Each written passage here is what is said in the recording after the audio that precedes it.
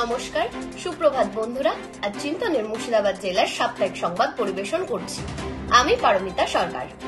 সারা ভারত গণতান্ত্রিক মহিলা সমিতি মুর্শিদাবাদ জেলা সম্মেলন থেকে পুনঃনির্বাচিত সভানেত্রী পূর্ণিমা দাস, সম্পাদিকা শেখ হাসিনা, লিড ইনচার্জ সুলতানা রসেটি বেগম, কোষাধ্যক্ষ কৃপালিনী ঘোষ। ডোমকলের গর্ব তুহিন আক্তার। তুহিন উচ্চ মাধ্যমিক পরীক্ষার তৃতীয় সেমিস্টারে রাজ্যের ষষ্ঠ স্থান অধিকার করে নজির গড়ে তুলেছে। 1 নভেম্বর বিকেলে শতাধিক শিক্ষক, শিক্ষিকা, শিক্ষাকর্মী স্বতঃস্ফূর্ত মেজাজে পথ হাঁটলেন বহরমপুর শহরে। এবিটিএ মুর্শিদাবাদ জেলা সম্মেলন উপলক্ষে সদর শহর বহরমপুরে সংগঠনের বহরমপুর ও লালগোলা মহকুমা কমিটির ডাকে কেন্দ্রীয় মিছিলের ডাক দেওয়া হয়েছিল। মিছিল শুরুর আগে বহরমপুর টেক্সটাইল কলেজের মোড়ে সংক্ষিপ্ত পথসভা অনুষ্ঠিত হয়। মিছিল বহরমপুর টেক্সটাইল মোড়ে শুরু হয়ে বাসস্ট্যান্ড, KN রোড, গ্র্যান্ড হল মোড়, কল্পনা মোড়, খাগড়ার প্রধান রাস্তা ধরে নেতাজি মূর্তির পাদদেশে। শিক্ষক মিছিলে সাধারণের শিক্ষাকে রক্ষা করার আওয়াজ ওঠে। এবিটিএর সাধারণের শিক্ষা বাঁচানোর ডাকের মিছিলে বহরমপুর শহরে মানুষের মধ্যে ব্যাপক সাড়া পড়েছে। উল্লেখ্য, আগামী 8 ও 9 নভেম্বর জেলার জঙ্গিপুর মহকুমার Aurangabad DN college ABTA Murshidabad জেলা সম্মেলন অনুষ্ঠিত হবে। অতিবর্ষণের ফলে বাহাদুরপুরে কয়েকশো বিঘা জমির ধান জলের তলায়, ধান প্রায় পরিণত অবস্থায়। চাষিরা তার সোনালী ফসল ঘরে নিয়ে আসত, তার আগে সব তছনছ হয়ে গেল। এই অতিবর্ষণে চাষিদের মাথায় হাত, এক অপূরণীয় ক্ষতির সম্মুখীন চাষি ভাইরা।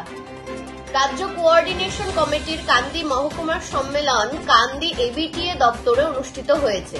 সম্মেলন উপলক্ষে সংগঠনের রক্ত পতাকা উত্তোলন করেন মহকুমার বর্ষিয়ান নেতৃত্ব বৈদ্যনাথ ব্যানার্জি। সম্মেলনের উদ্বোধন করেন রাজ্য কোঅর্ডিনেশন কমিটির জেলা সম্পাদক মণ্ডলীর সদস্য ভাস্কর গুপ্ত। এছাড়াও উপস্থিত ছিলেন রাজ্য কোঅর্ডিনেশন কমিটির মুর্শিদাবাদ জেলা কমিটির যুগ্ম সম্পাদক প্রলয় সেনগুপ্ত। সম্মেলনের সম্পাদক মণ্ডলীয় প্রতিবেদন পেশ করেন বিদায়ী মহকুমা সম্পাদক তাপস সিং রায়। বিভিন্ন ব্লক এবং সংগঠনের পক্ষ থেকে প্রাণবন্ত আলোচনার মধ্যে দিয়ে সম্মেলনের কাজ চলছে। শামসেরগঞ্জের শিবনগর এলাকায় আন্ডারপাসে জল জমে থাকায় মানুষজন রেল লাইন দিয়ে পার হতে বাধ্য হন।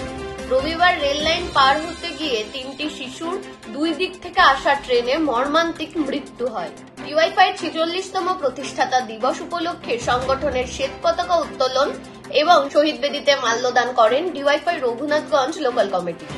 শত শত বিজ্ঞান কর্মী, শিক্ষক, শিক্ষিকা, হাজার হাজার অভিভাবক, অভিভাবিকা, ছাত্র ছাত্রীদের সক্রিয় অংশগ্রহণের মধ্যে দিয়ে 2 নভেম্বর প্রায় 20,000 অভিক্ষাত্রীর স্বতঃস্ফূর্ত অংশগ্রহণের মাধ্যমে শেষ হল অভিক্ষা 2025।